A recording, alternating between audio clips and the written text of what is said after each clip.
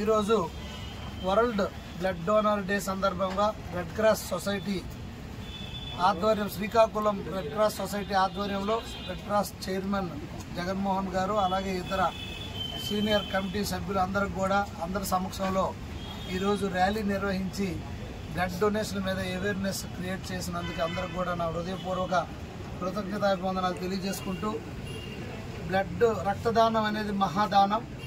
ఎంతోమంది ప్రాణాలను మనం కాపాడాలంటే ఇది ఒక మంచి మార్గం. మనం ఎంతోమంది ప్రాణాలను కాపాడడానికి ముఖ్యంగా యువకులు ముందుకు రావాలి.